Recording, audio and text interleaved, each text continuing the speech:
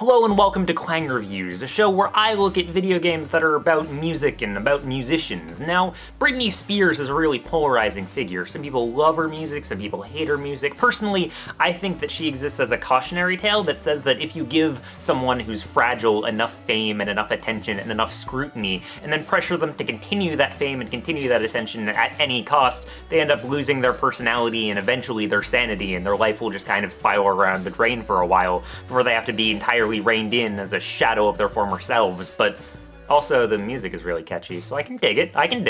But no matter what you think about Britney Spears, it's clear that she's had one of the most phenomenal careers in pop music history. Not many musicians have released as many #1 hits in as many different decades as she has.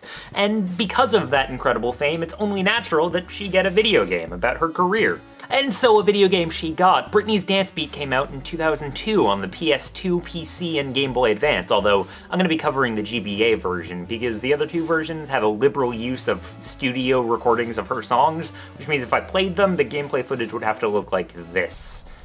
And that's not really fun. The first thing you'll notice about Britney's Dance Beat is the sheer number of developer logos that show up at the beginning of the game. Like, God, who didn't help make this game?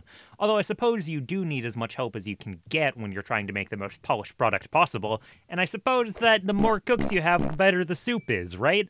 Pretty sure that's what that saying is. But in any case, after the onslaught of developers, you're dropped into this menu, and the first thing I noticed was the music, which is sampled from an actual Britney Spears song and sounds really good.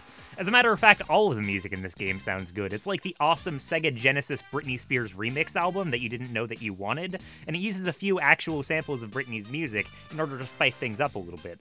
The end result works pretty much perfectly. It makes for a really nice sounding game, which was a pleasant surprise. At the very least, it sounds a lot better here than it did on Radiohead Dance Beat.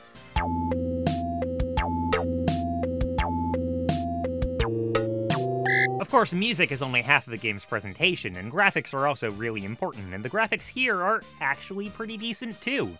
Granted, it's not the most mind-blowing looking game in the world, but given that this is on the Game Boy Advance, the pre-rendered 3D model of Britney Spears dancing is really well animated and looks surprisingly good for something pre-rendered, which isn't often a look that I can really get into, but I don't mind it here. This looks surprisingly decent. I can say Britney's Dance Beat is generally a pretty good looking game.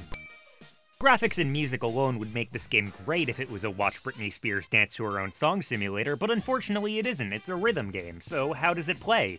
Well, I'm gonna show you some of the gameplay, and I'm gonna see if you can find the problem with it.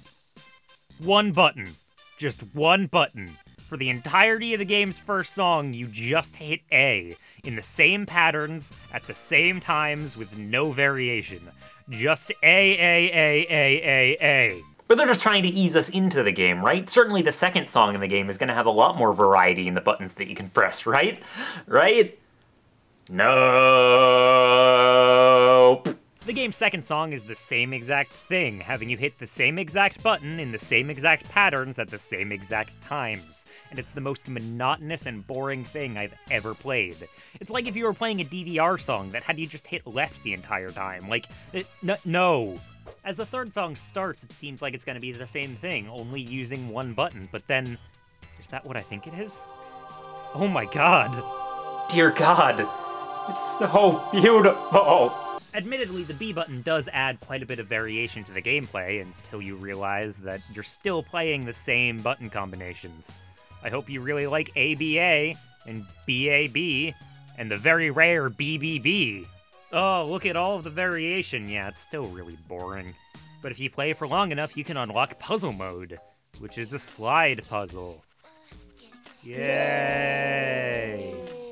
And as unfun as slide puzzles are, and believe me, I hate slide puzzles as much as anyone, this one is even worse than usual because of the music loop in the background, which is always repeating and gets on your nerves so easily. After you beat the game's first 5 songs, you unlock Tour Mode, where you get to play the game's next 5 songs, which are the same 5 songs because the game only contains 5 songs. You might think that that's a limitation due to the GBA's limited cartridge space, but as a matter of fact, every version of Britney's Dance Beat has the same 5 songs. Frequency, which came out a year earlier and has much more involved gameplay, 27 songs. Britney's Dance Beat, 5. Once tour mode starts, it's the same thing as earlier, where you have to press the same buttons and wait, was that an arrow? Are those arrows? Yes, those are arrows. Now you have to hold down arrows and press buttons, which makes the game a lot more complicated and actually a little challenging. And that challenge should feel welcome, and it is initially, but with it comes a revelation. This game is really frustrating, and the reason it's really frustrating is right there. That circle is really tiny. In a normal rhythm game, you're given enough time to predict what moves you have to do before you do them, but here this circle is so tiny that you can barely get a grasp of what you're supposed to press next before it's time to press it. And so your eyes keep looking in these really small circles, trying to look ahead, but also trying to keep track of where you are in the first place. And you have to keep spinning your eyes around and around and around as the game goes on, and it just gets maddening and hypnotizing and confusing, and by the end of it, I kinda needed to rest my eyes a little bit, because it made them hurt. The makers of Britney's Dance Beat were trying to do something new and not stick to normal rhythm game conventions, and I commend them for that, but the way that they did it just doesn't make any sense and is fundamentally kind of frustrating as a game concept, and I got really sick of it really quickly. But in spite of the trouble I was having with the game, I persevered, and I moved on, and I struggled through every song again in order to complete all of them and unlock the final bonus. That bonus is a section of the menu marked video, and I'm just gonna show it to you before I comment on it.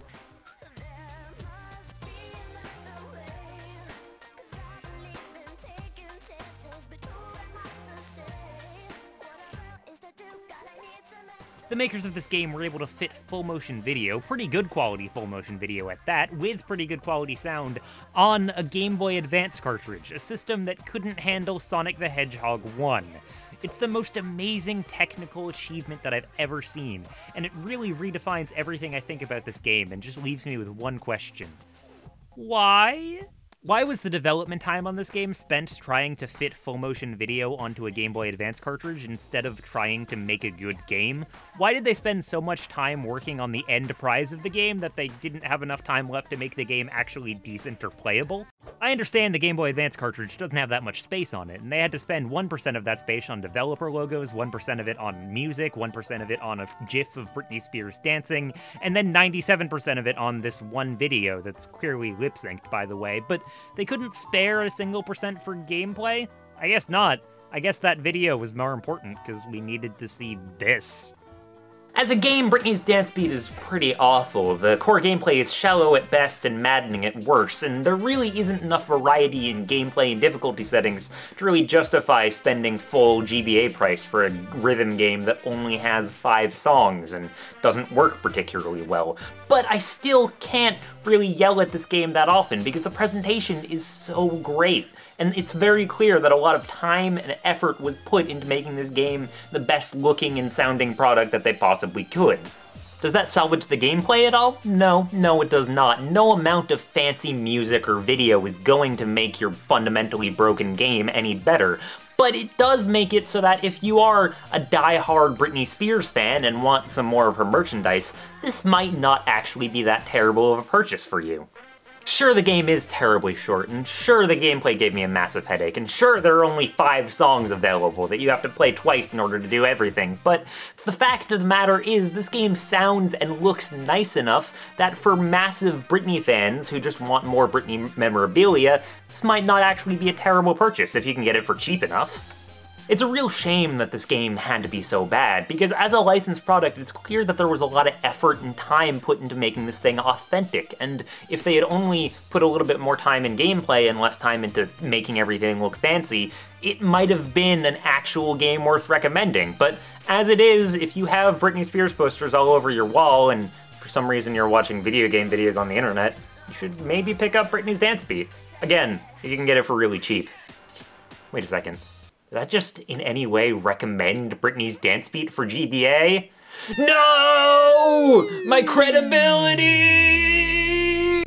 Thanks a lot for watching my video, I really appreciate it. If you want to see more videos that I've done, I have a link to 2 of them right there. One of them is my review of the Spice Girls video game for the PS1, and another is my review of Pop Scene Track 2, which is a very interesting, independently created music industry simulator. And if you want to see the stuff that I do in the future, you can subscribe if you want to. I mean, I'm not going to tell you to, but if you want to, you totally can. There's a link down there, but if you don't want to, that's cool too, you know? I don't care. Anyways, take care, and have a good day, because you're awesome. Okay, bye.